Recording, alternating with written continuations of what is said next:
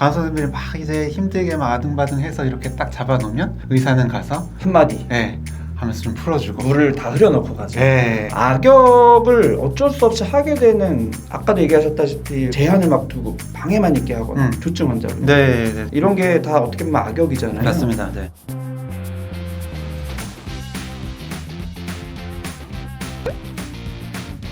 안녕하세요. 정신과 전문의 정우열입니다. 오늘도 허경 선생님을 모시고 이야기 나눠보도록 하겠습니다. 안녕하세요. 네, 안녕하세요. 네, 지난주에 이어서 또 나와주셔서 감사합니다. 아, 네, 저희 둘 다 감사합니다. 똑같은 모습. 얼마 전에 넷플릭스에서 했던 드라마 정신병동에도 아침이 와요. 제가 1화, 2화 리뷰를 다뤘었는데 9회는 못 다루고 있지만 또 내부자들에서도 같이 다뤘으니까 저희는 거기서 못다한 이야기, 조금 더 구체적인 실질적인 병동의 이야기를 좀 해보려고 합니다. 선생님은 드라마 보시면서 어떤 부분들이 진짜 리얼하다 이런 느낌이 드셨나요?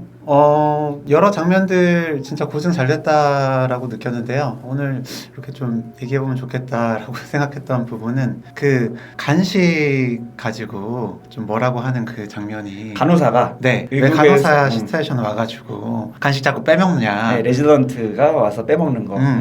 제가 그랬던 때가 되게 많이 아, 나서 그렇구나. 네, 저를 보는 것 같아서 그러면 지난번 콘텐츠였던 자책과 관련된 느낌인가요? 아니면 너무했다 이건가요? 저는 좀 봐줄 수도 있지 않나. 그쵸. 네. 그쵸. 근데 제가 그거 보면서 느낀 생각은 네. 그 레지던트의 평소에 아니 선생님에 대한 건 아니고 네. 평소에 어땠는지 알겠다. 맞아요. 네. 네. 보통은 좋은 레지던트는 먹기 싫어도 갖다 주고 맞아요. 싫은 레지던트는 안 주니까 빼먹는데 빼먹는다고 뭐라 그러고 그다음에 이제 좋고 나쁘고 어떤 성향도 있겠지만 또 이렇게 채워놓는 사람도 있고 맞아요. 빼먹기만 하는 사람도 있잖아요. 네. 지금 어떠신가요? 저요? 저는 이제 당연히 이렇게 채워놓는 편이었죠. 채워놨는데도 뭐라 그러는 거예요? 저한테 뭐라고 한 게 아니라, 네, 제가 그렇게 빼먹었던 기억도 나고, 네, 음. 이제 이렇게 일하다 보면은, 누구 선생님이 너무 이렇게 해서 힘들어요, 뭐 이런 얘기 들었던 기억이 나서, 네, 저한테 뭐라고 했다라는 이야기는 아니었습니다. 강조를 하시는 거 보니까 수상하네요. 케이크 이런 거는 또 금방 상하기 때문에 어쩔 수 없이 먹은 것도 있어요. 제가 인상적이었던 장면은 뭐 흔한 걸 수도 있지만 병동 안에서의 러브 스토리, 러브라인, 의사와 간호사의 썸, 그다음에 연애 이런 것도 단골 소재인데 사실 병동에서 그런 경험을 좀 하셨죠? 제가 한 건 아니고요. 저희 민년차 선생님이 아. 실제로 간호사 선생님이랑 결혼을 하셨죠. 오, 그렇구나. 실제로 그 상황이네요, 딱. 그렇죠. 어떠셨어요, 그거 보면서? 이게 워낙에 함께 하는 시간이 많다 보니까 그리고 또 원래 이렇게 힘들 때 그쵸. 한 번씩 이렇게 케어해 주는 게 그쵸. 간식 하나만 줘도 사랑이 맞습니다. 싹트니까.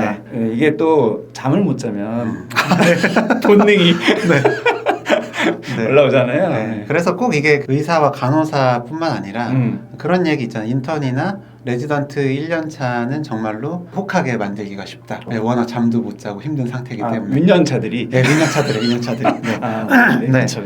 이거 내가 좀 해줄게. 힘들지 하면서 이렇게 좀 하면 제가 그걸 몰랐어가지고.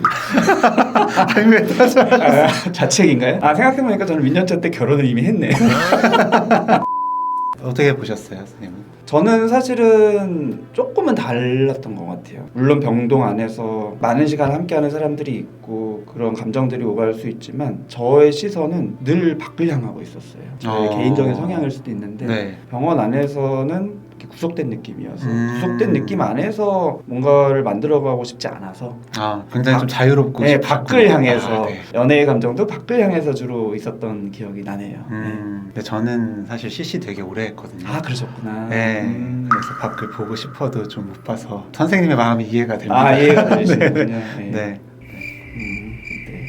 그 다음에 의사와 간호사, 특히나 정신병동에도 아침이 와요는 보통 드라마랑은 다르게 간호사가 주인공이기 때문에 간호사분들의 그런 심리를 또 잘 묘사한 게 있는 것 같거든요. 그래서 나올 수 있는 것 같기도 한데 의사들과의 이런 기싸움, 대결 구도. 그래서 위에 이제 뭐 교수님이 있고 수 간호사가 있고 그 밑에 쭉 이렇게 있으면은 라인이 있고 밑에 사람들이 뭔가 잘못하면 그게 또 위에 사람들이 해결하기도 하고 서로 네. 갈등이 되면 또 밑으로 내려오기도 하고 이런 구도가 있잖아요. 이거는 경험을 좀 해보신 게 있나요? 네, 아무래도 실제로 특히 그 보호병동에 있다 보면은 그런 약간의 대립구도, 대결구도 같은 것들을 경험하게 됩니다. 실제로 그 드라마에서 나온 것처럼 많은 경우에 좀 간호사 선생님들이 악역, 그쵸. 네, 약간 베드로를 좀 담당하게 되고 그쵸. 의사는 상대적으로 좀 선한 그런 역할,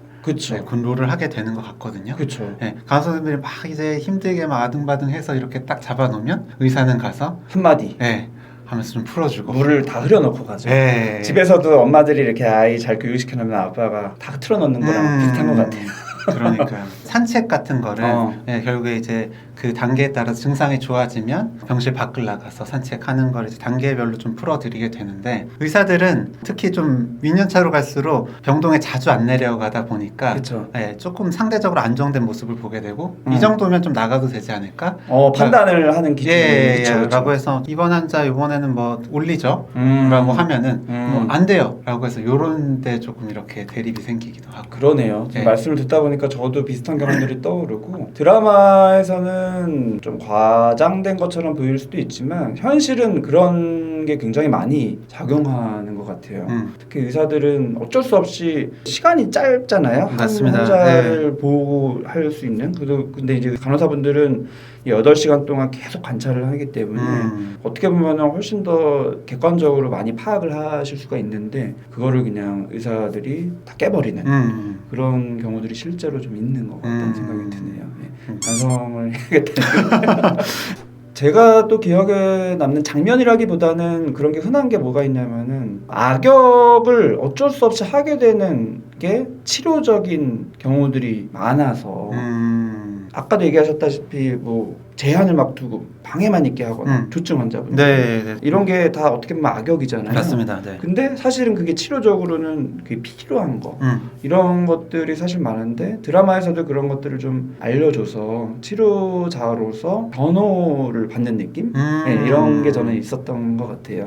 네. 이게 이래서 이런 거예요. 네, 라고 좀 네. 설명을 드리는 것 같아요. 네. 어떤 악역을 좀 저는 예전에 악역이라기보다는 제가 착한 척을 하려고 이제 아무 경험이 없는 1년차 초반에 2형 양극성 장애 환자분인데 제가 봤을 때는 참 괜찮고 잘하고 계신데 자꾸 교수님이나 6년차 선생님들은 다운시키라는 거죠. 그래서 제가 아니라고 지금 이분은 이상해라고 그랬더니 그건 저의 뭐 경험 미숙을 막 얘기하면서 해서 막 또 두 분에 차서 막 그분을 이제 빨리 퇴원시키려고 하고 이제 이런 다 가라앉지 않았는데 그쵸. 근데 그분은 저를 좋아하는 거죠. 하지만 교수님과 레지던트는 악역이지만 사실 그게 치료적인 거죠.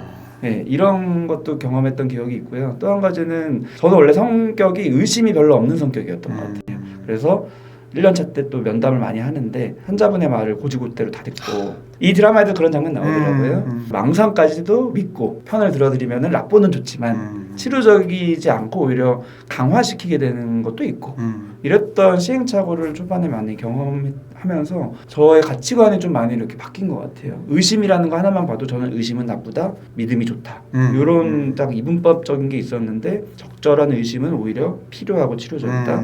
너무 과도한 맹신도 오히려 치료적이지 않다. 이런 좀 균형 잡힌 가치관을 가지게 되는데 도움이 된 것 같은 기억들이 저는 있어요. 선생님도 네. 그런 게 있으신가요?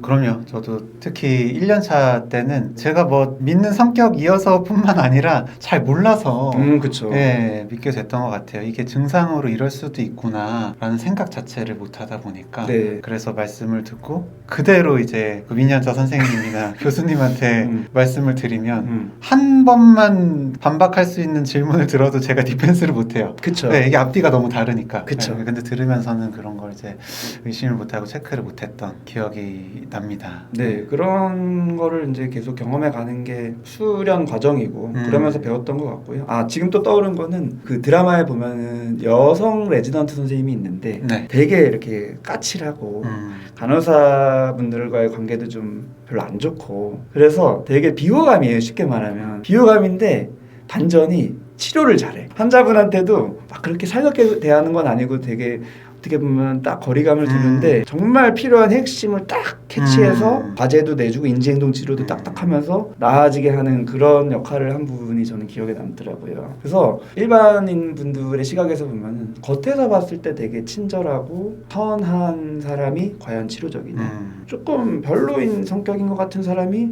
더 치료적일 수도 있냐, 이런 딜레마 같은 게 뭐 수술하고 이런 것도 그런 과도 있겠지만 정신과도 그런 게 의외로 많다라는 저는 생각이 다시 한번 들었어요. 아, 예, 네. 그런 경험이 있죠. 아유, 그럼요. 예, 네. 많죠. 지금 뭐 말씀하시면서도 굉장히 떠오르죠. 떠오르는데 그런 친구가 있는데요. 네.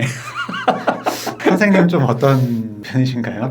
저는 뭐 제가 저를 판단할 수는 없으니까 네, 네, 저도 역시 남을 판단해 보면은 네. 저 입장에서는 억울한 거죠.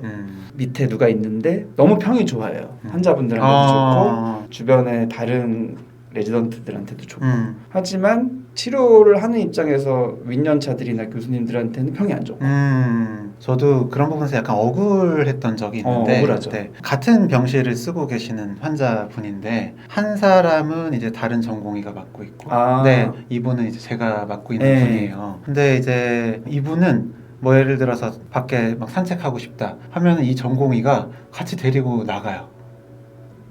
네, 그래서 이제 밖에서 막 자유롭게 면담을 하고 막 오는 거죠. 너무 좋은 의사네요. 그죠. 그쵸? 너무 좋은 의사예요. 에너지도 되게 그쵸. 많고. 그런데 제가 같은 병실이다 보니까 제가 딱 가면 왜 나가서 이렇게 안 해주냐. 비교되죠, 당연히. 네, 저도 뭐 마음으로야 해드리고 싶지만 그게 상황이 다르니까. 네, 상황도 다르고 병실 규칙상 규칙도 안 되기도 하고 그래서 이 친구야 너무 좋은 친구이긴 하지만 사실 저나 이제 다른 치료진들이 보기에는 조금 좀 힘들게 하는 이 드라마에서도 그런 장면이 이제 나오는 것 같아요. 주인공인 정다은 간호사가 딱 그런 거죠. 좋은 간호사여서 환자분 얘기를 정말 잘 듣고 긴 시간을 할애하고 또 소소한 것들도 많이 케어해 주는 거. 그래서 너무 좋은 치료자인데 문제는 그러느라고 다른 많은 환자들을 못 돌봐요.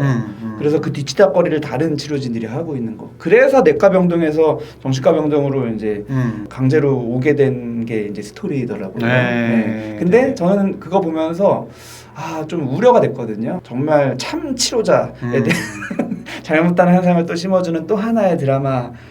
까봐. 근데 정말 다행히 스토리가 정다은 간호사가 그런 부분 때문에 특히나 정신과는 너무 환자랑 이 거리가 가까워져서 이 환자가 이제 사고로 퇴원했다가 자살을 하게 되는 상황에서 멘탈이 너무 흔들리는 거죠. 그래서 오히려 우울증에 빠지고 네, 본인도 힘들어지는데 그런 식으로 이제 풀어나가는 거 보면서 진짜 괜찮은 드라마구나. 이런 것도 사실은 균형 있게 봐야 된다는 거를 알려주는 그런 게 좋아 보이지만 오히려 치료적이지 않을 수 있고 치료자를 또 지키는 것도 굉장히 치료적이다라는 그 부분을 좀 알려주는 것 같아서 되게 좋았던 것 같아요. 맞습니다. 예. 저도 역시 부모님들 교육할 때 많이 하는 게 네. 부모가 먼저다. 비행기 비유를 많이 하거든요. 비상 상황 되면 산소 마스크가 이제 내려온다고 안내 방송할 때 아이들이 있으면 아이 먼저 씌워주세요라고 하지 않잖아요. 맞아요. 부모 먼저 쓰고 그래야지 아이 채워주는 것처럼 치료자도 자기를 지키는 게 결국에는 치료적일 수 있다라는 얘기를 부모님들께 드리는데 치료자도 마찬가지인 것 같아요. 비행기 비유